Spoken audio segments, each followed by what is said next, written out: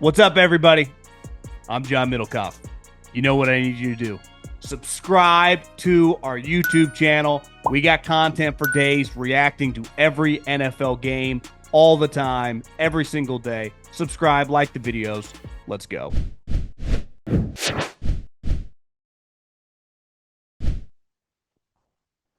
A Vikings fan here. The Darnold conversation is a valid one. I love winning games, and the argument that we would be better off with Darnold going forward is true to an extent.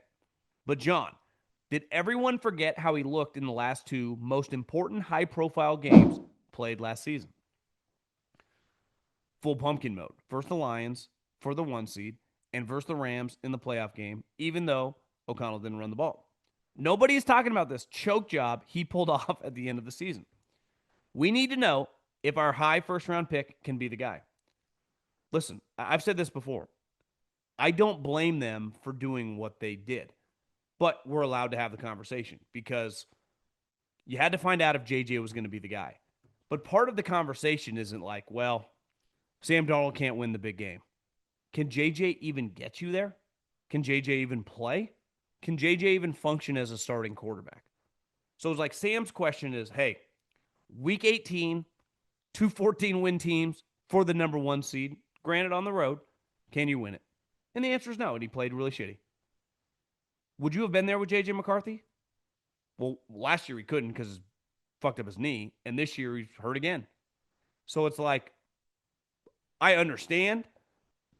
Part of the conversation, though, I would say, if J.J. had just been the backup and been healthy all season long and just been Sam's backup and been there, be like, okay, we've seen this with other guys, not that crazy. The Chiefs literally did the same thing. They did not know. But this guy had been hurt all season long and needed a second knee surgery, and now he's hurt again. So there's just a lot of variables. I'm with you. It's not black and white, and it's not as simple as some of these, the way people talk about it and the conversation typically goes. It's not that simple. But it's also, did we overcomplicate this a little bit? Fairly strong NFL fan. Know a decent amount about football, but I don't pretend to have a coach, coordinator, X's and O's knowledge.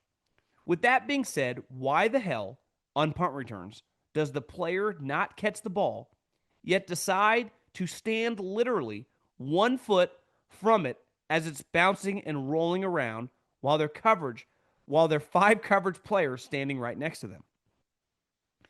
If you're not going to catch it, run away from the ball. If it takes a funny bounce or rolls a certain way and hits your foot, it's a fumble that you are not going to get. To me, that's common sense. Well, I think a lot of the fake fair catch is, well, I guess in your example, like if I'm fake fair catching it and then I run away and so they get around me and the ball is like 4 yards behind me and bounce into the end zone. But I'm with you. I think sometimes I'll defend these guys on the simple fact that standing there as a punt returner while several guys that run 4.4s are beelining it at you, I do think sometimes you brain fart. And I'm with you. Like, if it touches you, you're going to be at a huge disadvantage. They are running at the ball, and you're usually at a standstill, right? So I think some of these guys, they also don't know the decision until last second. They're kind of seeing, should I fair catch it? Should I not? Should I let it bounce in the end zone? Think how often, I mean, we see this every week. Guys are catching the ball at like the 5-yard line. Like, what are you doing? How do you not just have like an immediate, within the 10, let it bounce? Anything outside of the 10 or 12, and I think a lot of these coaches will say we do, these guys just, they don't listen or they forget. And there's a lot going on. Think of the guys typically being the punt returner too. It's a backup. It's not a guy playing. So that's like his only play. And he's really amped up, and then maybe he just short circuits. I don't know. But that play, I'm with you. It just happens a lot. I think it happens enough to know that clearly it's really difficult. I've never caught a punt in the NFL or in college. Hell, I remember when I was at Fresno State, even a little in the NFL, when you would just be out there screwing around with the special teams guys, catching a punt's really, really hard. It is. These guys make it look way easier than it is.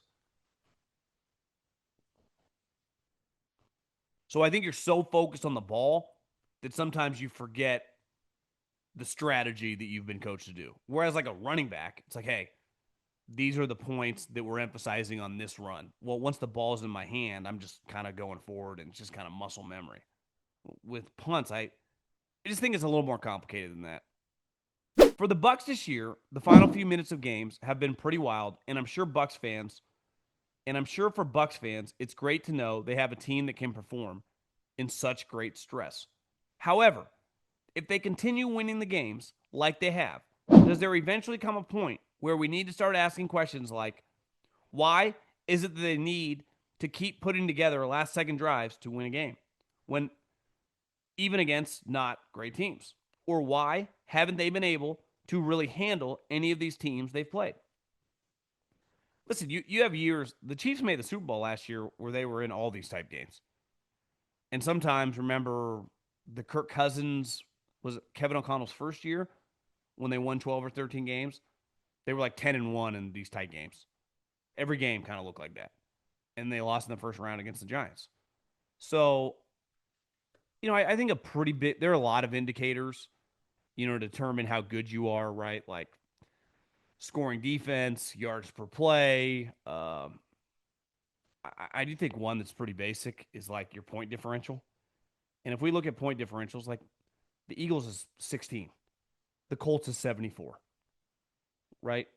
The Chargers is 0, the Broncos is 33, the Lions is 62. If I go to the Bucs, theirs is 3. The Niners is 8. The Niners are pulling games out of their ass. So it's like, are the Niners really good? Yeah, they're just winning some close games. Now it's also football. Like a close game can turn into a loss with a bad bounce, with a guy stepping out of bounds. So yeah, when you blow people out, like the Chiefs in their heyday or the Ravens a couple years ago, it looks better, but it doesn't guarantee you anything in the playoffs either way. Do you think that Kyler and the Cardinals would benefit from a divorce? Seems like the relationship has run its course. Did I delete it? I had a screenshot of a Kyler stat from the other day that was like, I think his divisional record in the NFC West is the lowest of any guy in the history of a quarterback that got a second contract. His winning percentage is like under 30%. And I think the thing that makes Kyler so maddening, it's kind of like a version of Tua that you just keep asking yourself, well, how do we upgrade? How do we upgrade? And I think it gets back to like, you were making the playoffs a couple years with Tua, and it was clear when he was out the drop off that would happen. I just think his style, whether we like it or not, like it's very basic, right? Under center, in the pocket, get him quick throws, be like a way lesser version of Jared Goff. Kyler's style is hard to play with, right? It's kind of a run around backyard football thing. And when it's on, it looks awesome. But when it's off, it can look really, really shitty. And my overall take is like, I'm kind of out on guys that are really short. Anyone that doesn't sniff 6 feet, like I think it's really, really hard to play in the NFL. And Kyler will go down as one of like the great athletes of all time. I mean, he was drafted ninth by the A's and Billy Bean, number 1 pick in the NFL. Like that's unheard of stuff. Now, would he have been a big league baseball player? I don't know, but he's definitely just an all-time great athlete. But is he a good quarterback? Like relative to the NFL, is he a good quarterback? I think if we just talk to 10 defensive coordinators, like every dude in the NFC West, and then a bunch of guys that have played him in the last couple of years, I think answers would be all over the map. And I will actually wonder if defensive coordinators would have more respect for him than offensive coordinators. Because defensive coordinator, like, I don't know what's going to happen play to play. So maybe if I talk to offensive coordinators, I would imagine it'd be pretty negative. Defensive coordinators actually might like him more because he's a pain. But when you say divorce, like, what does that mean? Who do they replace him with? This is the Tua thing. Like, who's coming out of college that you feel good about? And then what do you do with him? What's his trade value? Who would trade a second round pick for him? Like, would that be his value? Third round pick? I don't think you're getting as much as you think. Okay, it's like we can trade him for 2 third-round picks. It's like, okay, what do we do? Like, who plays quarterback for us? Today's show is brought to you by our new presenting sponsor, Hard Rock Bet. We got a football game, baby.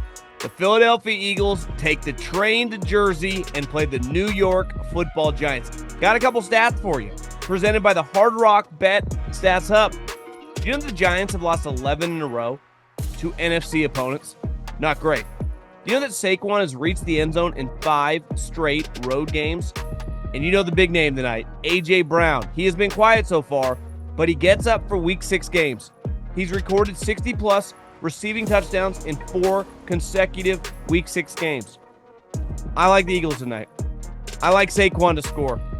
I like Jalen Hurts to score. I like Cam Scatterbo to score. You put that bad boy into a parlay, you got a little rushing parlay. If you haven't tried your first bet on Hard Rock Bet, there's still time for you to bet $150 in bonus bets if you win. Just place a $5 bet, and if it hits, you get not only your winnings, but you also get $150 in bonus bets.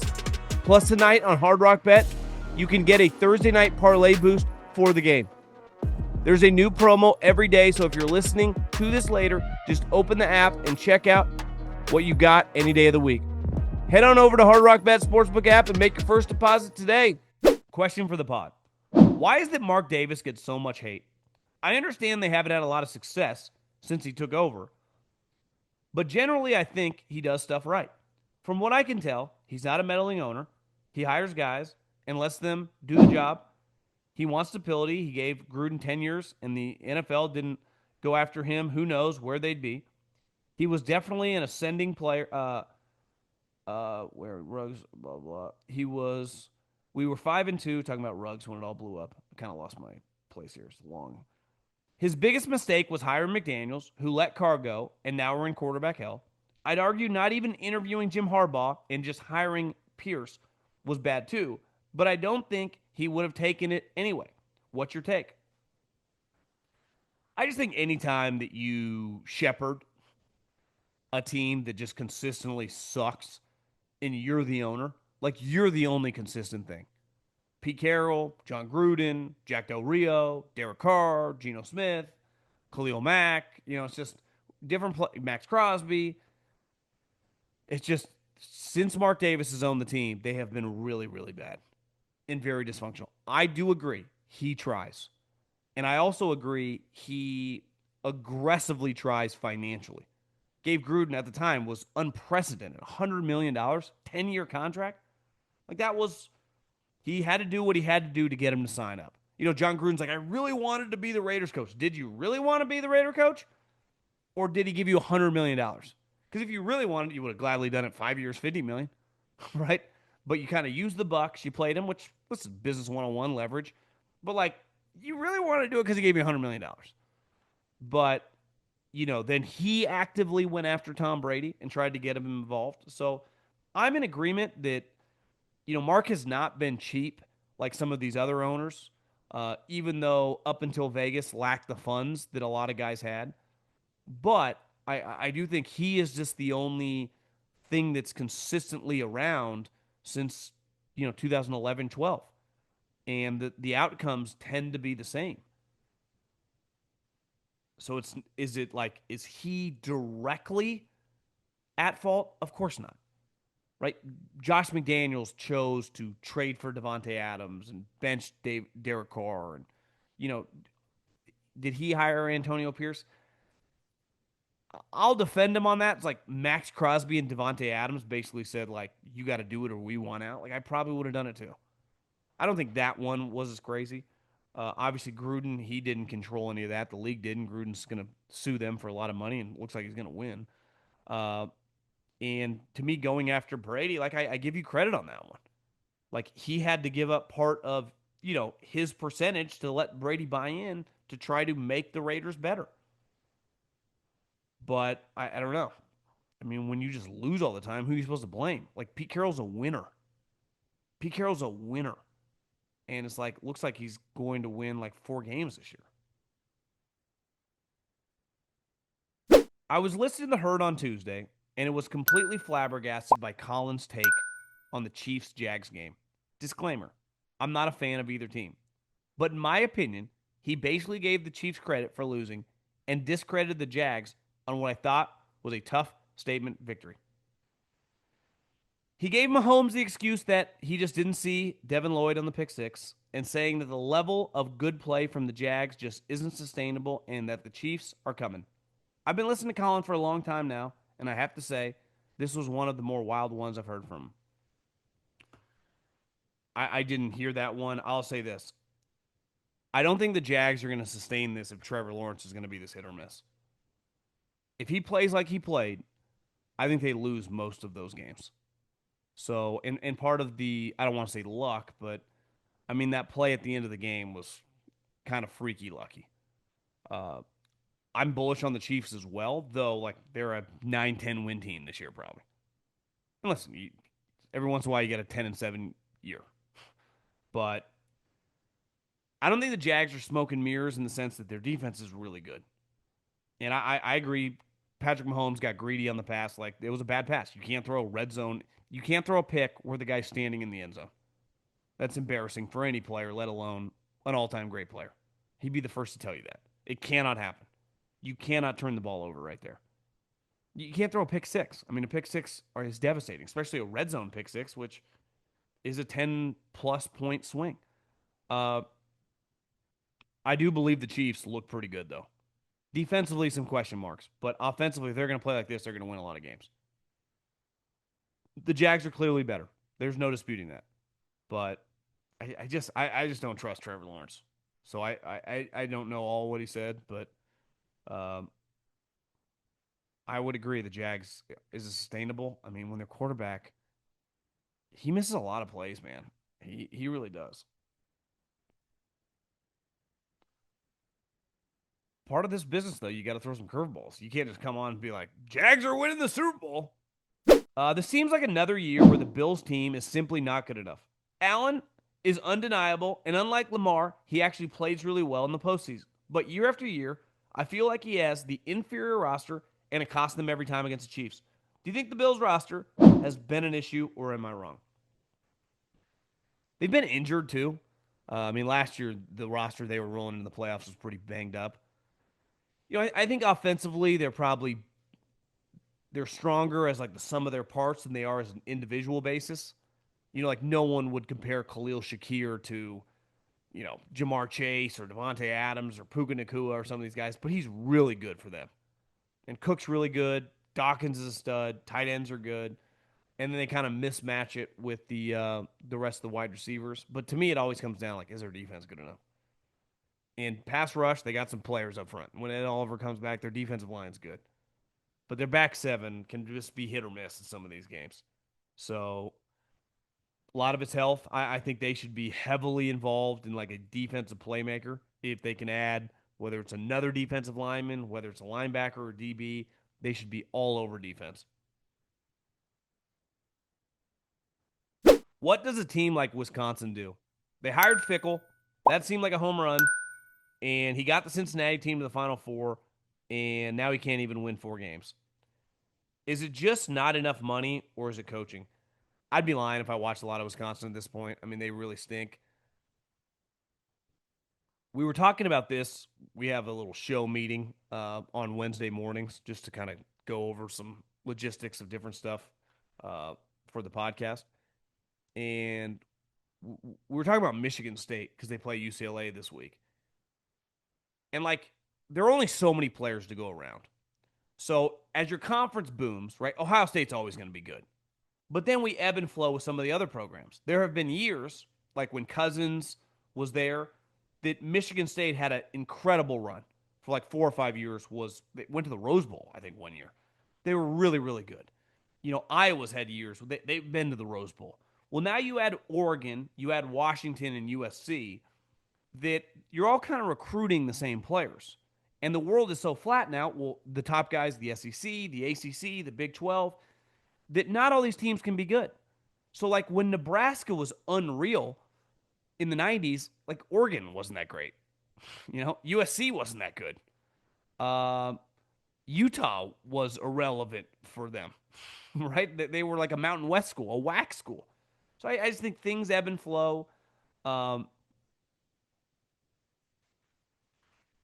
I can't speak to financially where they're at, but clearly they want to be good at football. It's a lot like Nebraska. I just wonder if in 2025 it's not possible to be like what you once were. So can they be better? For sure. I thought Luke Fickell was pretty good as well at Cincinnati. Sometimes, though, you have built in advantages pre NIL at schools like Cincinnati.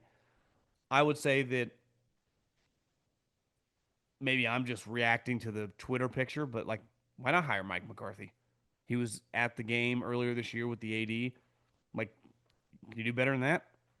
See if he can infuse some life. He's clearly a really good offensive coach. I think if you were a quarterback, why would you not want to go play for Mike McCarthy? Unlike Belichick, I see him on McAfee. He seems like a happy guy. He seems like a positive guy. Seems like he's got a lot of good perspective. He's made a ton of money, so it's not like you got to pay him $10 million a year. You pay him like 5 or 6, probably 7. Who knows? Feels like he knows a bunch of people. Could hire some coaches. I To me that makes a lot of sense. Like who else are you gonna hire? Because like you said, Fickle made a bunch of sense. Midwest guy, played at Ohio State, didn't resurrect. Cincinnati was good before he got there, but kicked ass in Cincinnati. A lot of times that's the path, right? Like how did Washington find Chris Peterson? Dominated at Boise State. How did Florida find Urban Meyer? Dominated at Utah. It's usually, that's how you hit home runs. Where did LSU find Nick Saban? Well, he's at Michigan State. Sometimes it doesn't work. How would you feel about college football adding a transfer fee to compensate the smaller schools, any school, to help them recover faster with new talent? Well, if I'm the big schools and I run the sport, why would I ever sign up to pay smaller schools to get their talent? Why do I care about them? And the answer is I don't. And that sounds terrible. And listen, I'm a Fresno State guy. But if I'm Oregon, why do I care if Fresno State's mad that I took their player? Why do I care if they are losing out on revenue because their team sucks? That's their problem. So I think the problem is the revenue generating teams that run the sport, the Power Four teams, and really it's like 20 teams in college football, right? You just go west to east. Oregon, USC, Ohio State, Texas, now Texas A&M, uh, Bama, Georgia, LSU, Michigan, Florida State, Miami, in theory, Clemson. It's a group of like 12, 13 schools. They don't give a shit about the smaller schools. So if I'm Texas and I can get Action Genty from Boise State, why do I need to compensate them? We're not in the same, like, this is the problem with college football. We're not like all under one umbrella. So if I'm in the Big Ten or the SEC, why do I care about the Mountain West? If I'm Oregon and I take Washington State's best player, like that's Washington State and the Pac-12 Mountain West problem, not mine. So I think that's what makes that situation difficult. Wondering your thoughts on Sanchez and potential impacts of CTE. I got a hard time with that one. I don't know enough about like how many times he was hit, how many concussions the guy had. I looked once I saw this question. He was sacked a fair amount of times in his career. Uh, the thing that just doesn't add up with Sanchez, it's like why I'm interested to see the toxicology report. Is like even if you get blacked out drunk, and I'm not proud to say it, I've had a few of mine, um, times, way too many actually. If you're not a violent, crazy person, like you're not going to find yourself in that situation. What I can't get over is if you're downtown having some sea tails, hanging out with the Fox crew, and you get a cab or an Uber ride back to the hotel, the Westin Hotel or the Marriott, wherever you're staying. I've stayed in them all. You get dropped out in front of the lobby. So usually the loading dock is on the side. So for him to make it over to the loading dock from the lobby, unless he was leaving a hotel, it just, it's why I think he's got to be on drugs. Or it's going to come out like he's had crazy situations before that we just haven't heard about. I have a hard time believing this is just a one off situation. It was just because of alcohol. CTE, like, then why wouldn't, I'm sure he's had other instances where he's out drinking, and why wouldn't he have had instances before? It's hard for me to get a guy that's never had an issue his entire life, at least that we know about, like he's never been arrested or whatever, and all of a sudden he gets into a knife fight with a guy and just attacks a 70-year-old. It's one of the more bizarre stories of all time. And it's almost for his sake, uh, it'd be better if it's like, yeah, CTE lost his mind. Didn't feel that way. It's why I think the best case scenario for him is like, someone drugged him and he wasn't even in the right state. If it was like he was just drunk and he attacked this old guy, like I feel little sympathy for anything that happens to, like, if this old guy and his lawyers come after every single penny that Mark's ever made and makes Mark's children beg for that guy to give him money. It's just like that. It it's just it's one of the crazier stories that I ever remember. No, I'm like on the field type story that involves the NFL, because he's obviously in Indianapolis to call this game. But it almost feels too crazy. Like there's something missing, but so far there hasn't been. It's just that he just attacked this guy because he thought he shouldn't park there, and he asked the hotel manager, "It's like, what the fuck are you talking about?" It's like, was this guy? Did he get roofied? I thought, I've never been roofied, but I thought, doesn't that make you go to sleep? Did he do some bad drugs? Not a drug guy, so. Um, but even if you're doing like cocaine, are you just attacking a random driver in the dock? I don't know. It's a bizarre, crazy story. And I hate just, it could be CTE. I don't know. I have a hard time with that one. So all of a sudden his brain stopped working and he's attacked this guy. But he's never done this before in his entire life. No signs. Who knows? Maybe there have been signs. So maybe, who knows? Maybe I'm wrong. I don't even think I'm right or wrong. I don't even have an opinion. I have no clue. I think the whole situation is just beyond sad. I mean, that visual of the dude, which looks like he got, were they battling with the knife? Was it like a box cutter? Cut his mouth, went in, the knife went through his cheek. He gonna sue for a lot of cash. I mean, Fox is gonna have to pay a lot of money for this too. They're involved because Mark's there on his dime. Uh, Last question. I'm sure you get 100 of these DMs. Impossible to remember them all. But I hope you played Mateer Heisman 35-1 and Baker MVP 40-1 back in the summer. I remember shooting you a mailbag question and your thoughts. To me, Mateer, I have a hard time seeing him win the Heisman if he misses like a month. I could be wrong. I don't remember many Heisman Trophy winners missing a lot of time. So I know there were some rumors that he was going to try to play this week, but if he can't play this week, let's say he's out another game after this, which is very possible he had surgery on his hand. Now, if he comes back this week and technically only misses one game, lights him up, and they keep winning 100%. Baker, to me, I only saw it 25-1 preseason. So maybe it was 40-1 way back in the spring. I'd never do a future bet that early, so I wouldn't have touched it. But I would say that if you did pick those, I'd feel better about Baker than John Mateer. But who are your other Heisman Trophy? Who's even in the mix right now? Moore, Slan, Ty Simpson. Not a like a. It's not exactly Cam Newton and Johnny Manziel right now. Appreciate all the DMs. Keep sliding in at John Middlekauff. Fire in those DMs, and I will talk soon. Peace.